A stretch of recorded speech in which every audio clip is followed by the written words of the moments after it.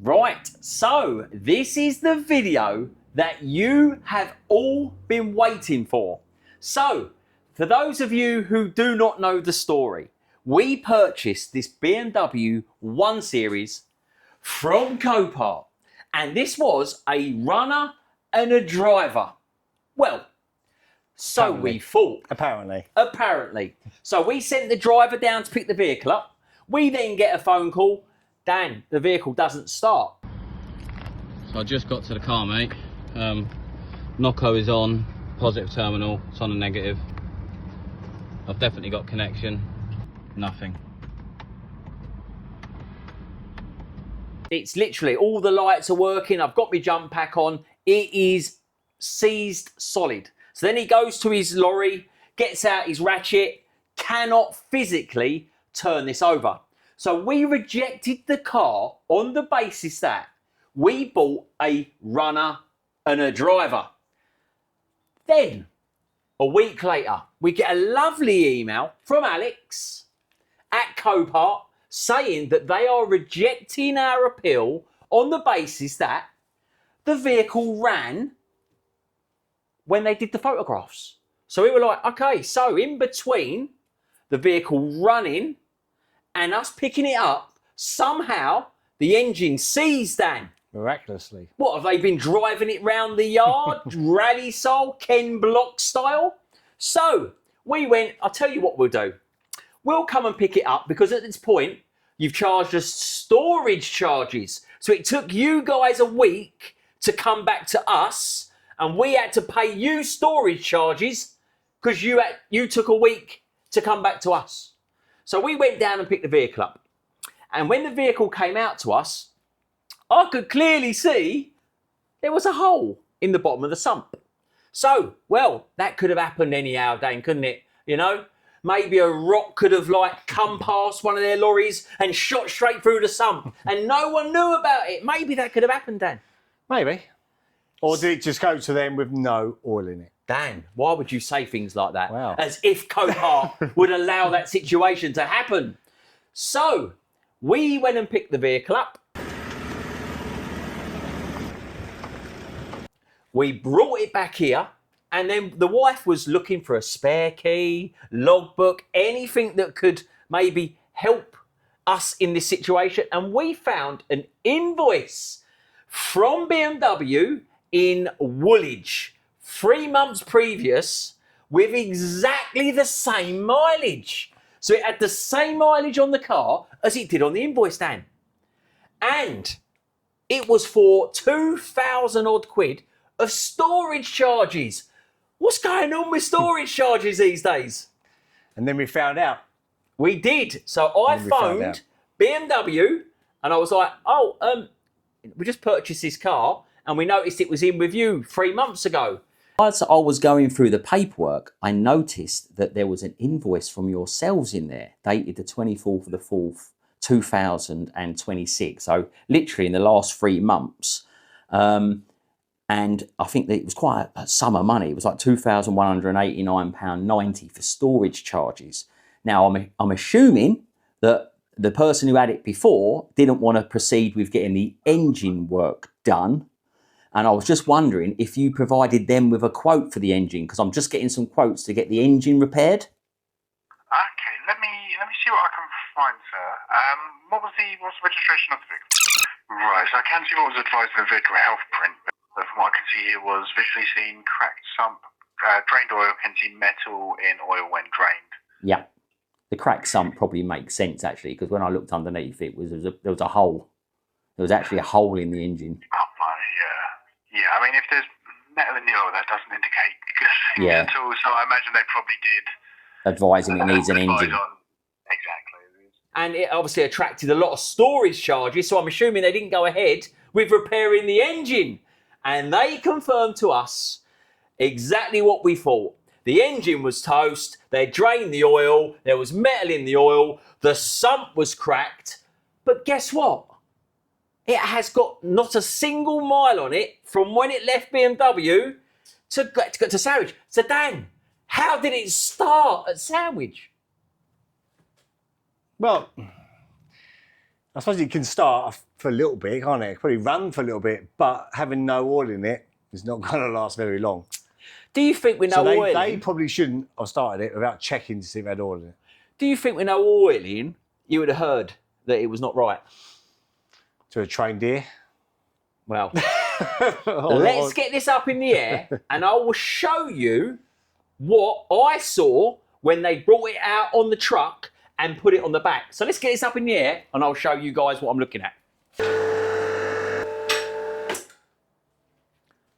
Right, everybody. So let's go through this. BMW confirmed that the sump was cracked, oil was contaminated with metal, so it was advised that it needed an engine.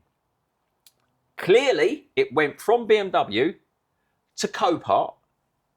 Everyone knew it needed an engine, but it was put on there as a runner and driver, and nothing in the additional notes suggested anything was wrong with this vehicle. Now, if you come and have a look, can you see what I can see? There is a hole in the sump, and there is no oil in this, because this should technically be full of oil.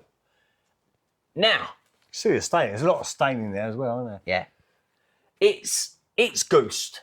No matter weight. In fact, Dan, let's have a look to see if it will turn over. Let's get the ratchet on it and see if we can potentially get on it. I'll tell you what we do, because we've got to take this off anyway, haven't we? Should we take the wheel off, take the cover off, and let's just show everybody to see? Because I'll tell you what, it might not be seized. It might not be seized. Do you know what? I should get a gig in a comedy club. He thought about it for a minute. He was like, I wonder if it's not. Yeah, you liar. Right, let's get the wheel off. It might even not be a locking wheel bolt. I was about to say, has anyone seen a locking wheel bolt? Well, do you know what? It might even be one in there for a Ford. You never know with Copart. Let's get this stripped off. Let's see if this can be turned over. Oh, mate, I'm still not happy, Dan. You sold me a runner and driver. They knew what was going on with this motor. And it's best down the tray as well, isn't it? Yeah, oh, someone's been here, haven't they, you know? Someone's been here. Right, let's get the wheel off. Let's see if we can turn over that crank by hand. Let's see if we've got a locking wheel bolt, Dan. Let's have a... Is that you? Was that you? I think it was you. I think that was Dan. Who reckons it was me? And who reckons it was the other Dan? Who reckons? That's too high for me anyway. Right. Oh, we got a parcel shelf. Where? Where? What? Where's it? Yeah, but we have got a Brillo pad. Very, very handy with scratching off VIN numbers. No. Oh, here we go. Dan, we've got it right next to the top of our hammer that was in there. Oh, do you know what? They're Chinese crackers. Yeah. Well, anyway, I don't know what we're going to do with that. Right, okay. Mate, honestly, I don't condone stuff like that. Oh, the smiley face. Look, you can see that's not my writing. Look, can you see that? It's not my writing. Looks like a perfect match to me. Yes. Nice.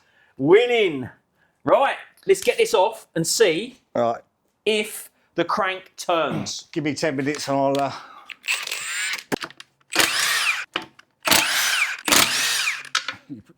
Put it back off anyway. Blimey.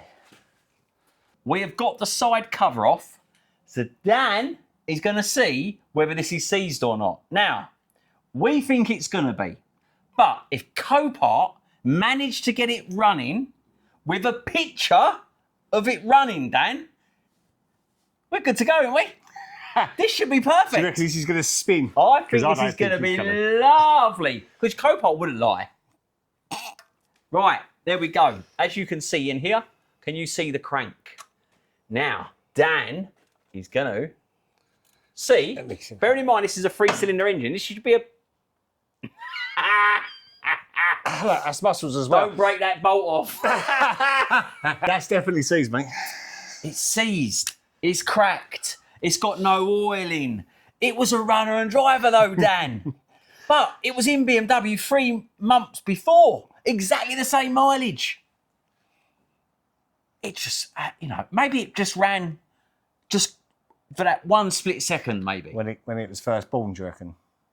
Maybe it just thought, "Do you know what, I'm going to let them just take a picture." So it allowed them to turn it over to get a picture. And then it was like, nah, now I'm not playing ball. But yeah, how can they sell us a runner and driver, give us the car, we reject it on the basis that we bought a runner and driver and it's clearly not a runner and driver, and then you turn down our appeal because you've got a picture of it running. So why is it not running now, Dan? Exactly. You know? Exactly. If I sold something to somebody and it wasn't as described, guess what? I'm liable.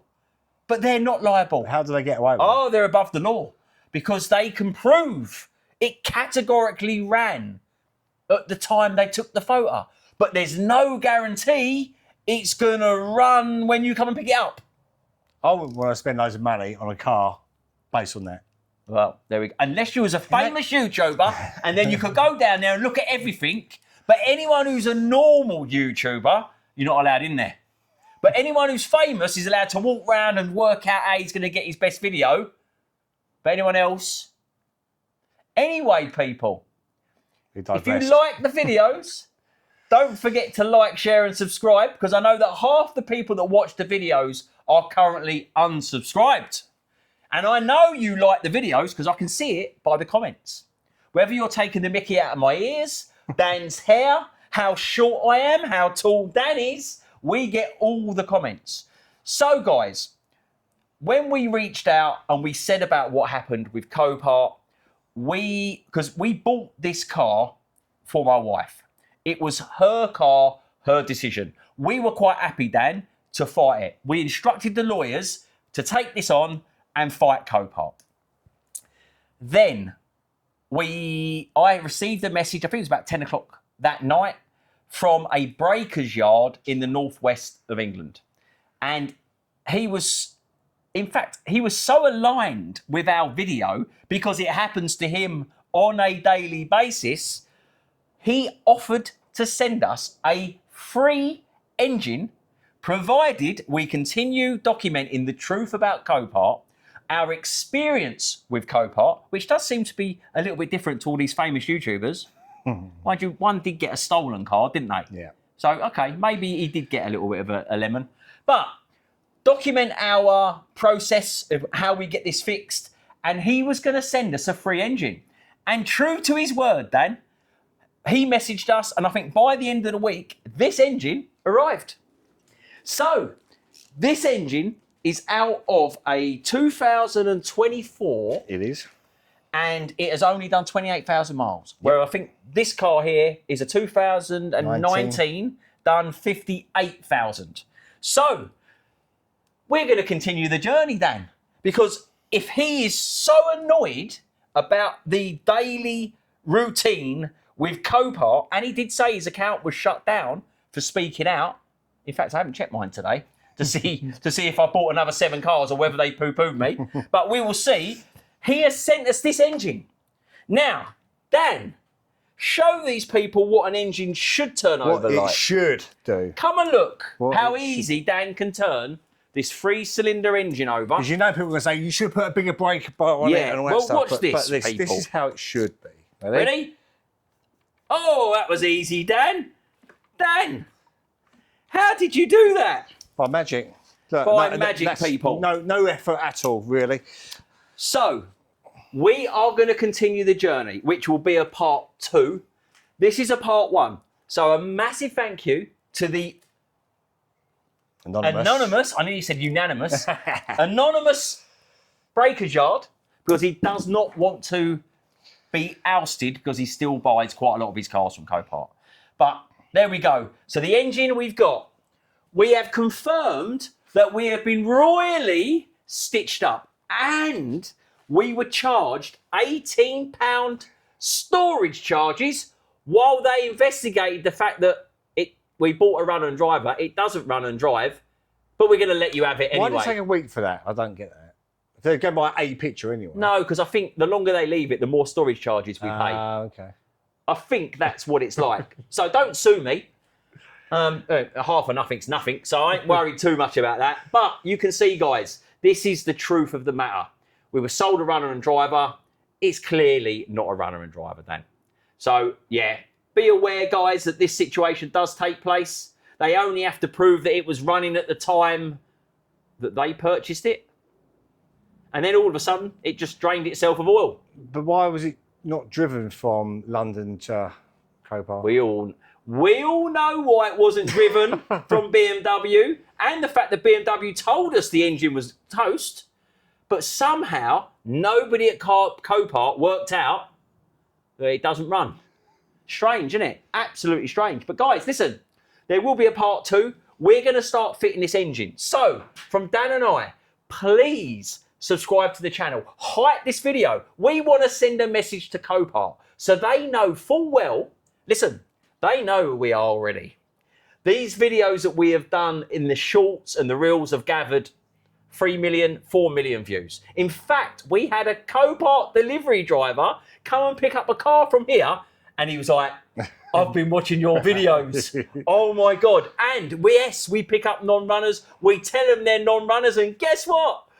They go through the auction as runners. It's amazing, isn't it? Your own staff are telling me that. So, anyway, like the video, hype the video. We've got an engine to take out and put in, and we will drop the next video, hopefully, of it driving out. Or could we have another engine? Oh, it could be a bad engine. Could be another bad engine, but a great I think it's video. all right. Guys, we'll catch you on the next one.